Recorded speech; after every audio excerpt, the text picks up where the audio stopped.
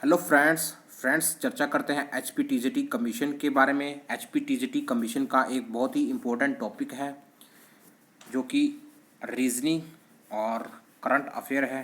आज हम इसके बारे में डिटेल से चर्चा करेंगे कि किस तरीके से हम रीजनिंग और करंट अफेयर के एग्ज़ाम को एनालाइज करें और किस तरीके से हम इसमें मैक्सिमम नंबर हासिल कर सकते हैं। इसके बारे में डिटेल से चर्चा करते हैं। तो फ्रेंड्स शुरू करते हैं वीडियो में। और जितने भी फ्रेंड्स जो इस वीडियो को देख रहे हैं, जो नए फ्रेंड्स इस वीडियो को देख रहे हैं, इस चैनल को देख रहे हैं, वो इस चैनल को सब्सक्राइब जरूर कर लीजिए और बेल आइकन को हिट कर लीजिए। तो फ्रेंड्स शुरू करते हैं।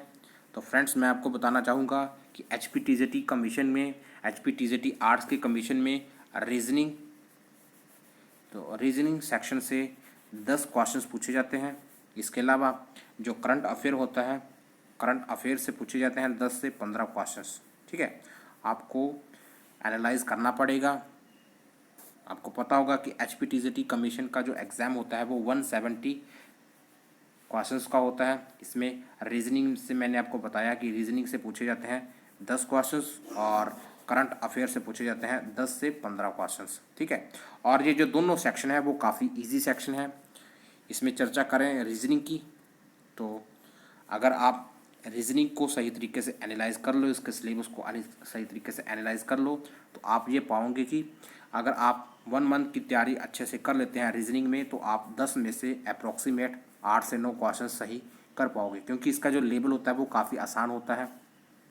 पिछले एग्ज़ाम से आपने इसको देखा होगा कि इसका लेवल काफ़ी ईजी होता है। और ऐसा अक्सर होता है कि इसमें मैक्सिमम स्टूडेंट जो कि TGT कमीशन की तैयारी कर रहे हैं वो रीजनिंग को अनदेखा करते हैं। ठीक है, रीजनिंग को अनदेखा करते हैं और 10 में से मैक्सिमम स्टूडेंट 4 से 5 क्वेश्चन को ही सही कर पाते हैं।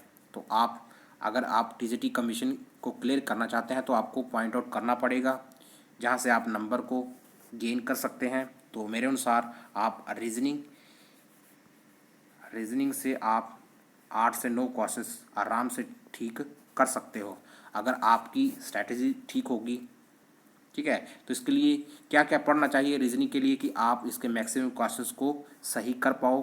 तो इसके लिए अगर आपके पास कोई भी रीजनिंग की बुक्स है, आप उस बुक्स को 1 से 2 बार अच्छी तरीके से रिवाइज कर लेते हैं एग्ज़ाम से पहले, तो आपके चांसेस काफ़ी बढ़िया हो जाएंगे रीजनिंग में मैक्सिमम स्कोर करने के। इसके अलावा फ्रेंड्स मैं आपको थोड़ी सी बुक्स को बताना चाहूँगा रीजनिंग की, जैसा कि मेरे पास भी ये बुक्स पड़ी हुई है रीजनिंग के लिए फ्रेंड्स। तो रीजनिंग के लिए मेरे पास अभी किरण पब्लिकेशन की बुक्स भी पड़ी हुई है, मैं किरण की बुक्स भी पढ़ता हूँ। साथ साथ में मेरे पास राकेश यादव सर की बुक्स भी पड़ी हुई है। ठीक है, ये दोनों ही बुक्स SSC के एग्ज़ाम के लिए, चाहे कोई भी एग्ज़ाम, चाहे SSC का एग्ज़ाम हो, चाहे रेलवे NTPC का एग्ज़ाम हो, चाहे किसी भी स्टेट का एग्ज़ाम हो, उस सभी एग्ज़ाम के लिए रीजनिंग की बुक्स किरण और राकेश यादव की सर की बुक काफ़ी बड़ी बुक्स हैं।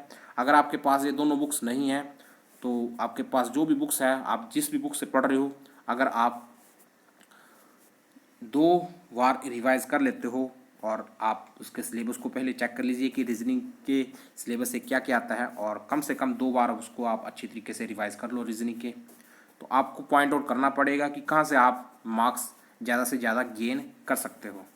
तो मेरे अनुसार रीजनिंग का एक जो टॉपिक है, रीजनिंग का जो एक सेक्शन है जहाँ से आप आराम से अच्छे नंबर ले सकते हो। आगे चर्चा करते हैं करंट अफेयर की। तो करंट अफेयर भी एक अच्छा टॉपिक है जहाँ से आप मैक्सिमम मार्क्स ले सकते हो, मैक्सिमम मार्क्स गेन कर सकते हो। ठीक है, तो करंट अफेयर के लिए आपको कम से कम पिछले 4 महीनों का करंट अफेयर पढ़ना पड़ेगा। ठीक है, और अगर आप 4 महीनों का करंट अफेयर अच्छी तरीके से रिवाइज कर लेते हो तो आपके लिए ये काफ़ी बढ़िया रहेगा।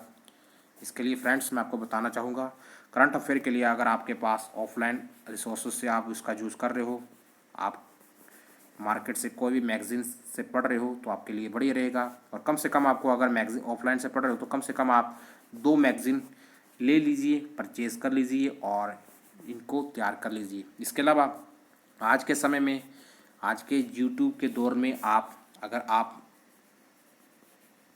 ऑनलाइन रिसोर्सेज का यूज़ करते हो तो ऐसे कई चैनल हैं जो कि करंट अफेयर को ऑनलाइन यूट्यूब के रिसोर्सेज से अपलोड करवाते हैं, ठीक है, प्रोवाइड करवाते हैं यूट्यूब से।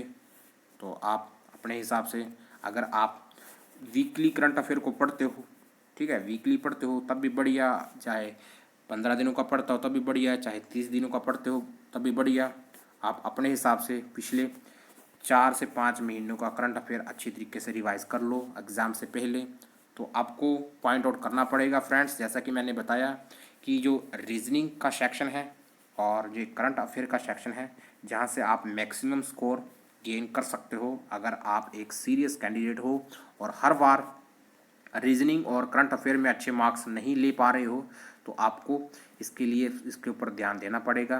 तो मुझे आशा है कि आपके जो करंट अफेयर के और रीजनिंग के डाउट हैं कि आप और इसमें अच्छे मार्क्स नहीं ले रहे हैं, ये क्लियर हुआ होगा। और अगर आप आगे भी ऐसी वीडियो चाहते हैं तो आप इस चैनल को सब्सक्राइब जरूर कर लीजिए। और वीडियो देखने के लिए आपका बहुत बहुत धन्यवाद।